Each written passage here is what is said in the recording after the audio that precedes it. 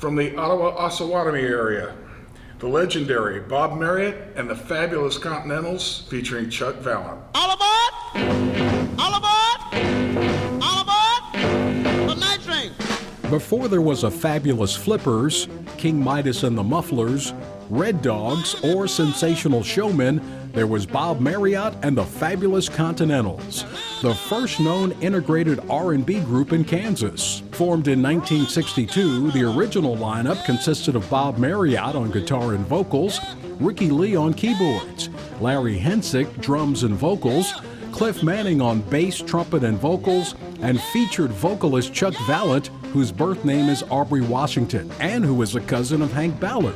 In 1963, they cut a 45 for Jayco Records with a cover of Night Train on one side and I'll Walk a Mile written by singer Vallent on the other. The record got national airplay and is highly collectible today. They began playing on weekends from greater Kansas City to western Kansas. Starting in 1965, they branched out, playing prime venues in states all over the country. Acts they either played with or backed up read like a who's who of early to mid-60s music. Del Shannon, Bruce Channel, Chubby Checker, The Contours, Roy Head, The Four Tops, Bobby Hebb, and Booker T. Jones. The band continued with limited personnel changes until their breakup in 1969. Drummer Larry Hinsick continued playing in various aggregations with Bob Marriott until Marriott's passing in 1994. Congratulations to Bob Marriott and the Fabulous Continentals featuring Chuck Vallent, 2021 inductees into the Kansas Music Hall of Fame.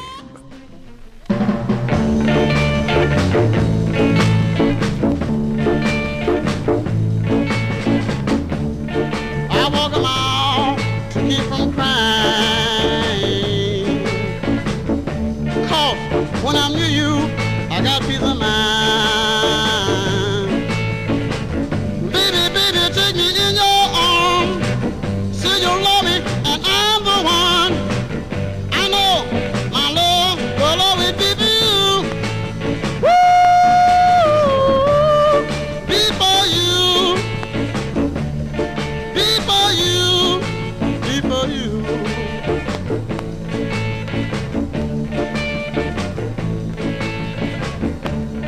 Little girl, you're so fine. I bet you made many men cry. Hold me, baby, squeeze me tight. Say you love me and treat me right. I know someday you'll be mine. Woo! You'll be mine.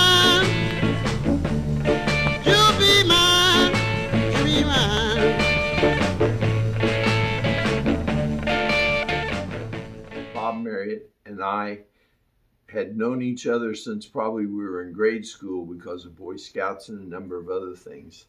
And so it wasn't uncommon for us to have an association with each other, but when we actually started playing together, it became a kind of a different relationship.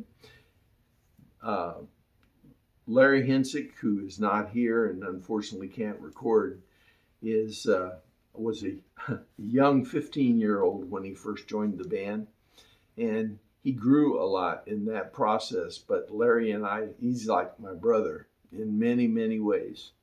And Ricky Lee, who was the keyboard player, went all the way from playing a little harmonica and lots of keyboard and singing a little bit, all the way to playing Hammond organ and doing a number of other things along the way. So, and Chuck, of course, Chuck was an accomplished guitar player, but he was also a better singer, and so he filled that role with us. And we did a lot of Chuck Berry, which paid off later when we actually played with Chuck, and a number of other events along the way that we were 5 guys who all kind of grew up together and did lots of things. We were all friends. There are lots of people along the way. The people at Oak Lodge and Clifford Poindexter and a number of other people who kind of helped us when we first got going And there were people in Kansas City that were kind of important to helping us, coach us along the way.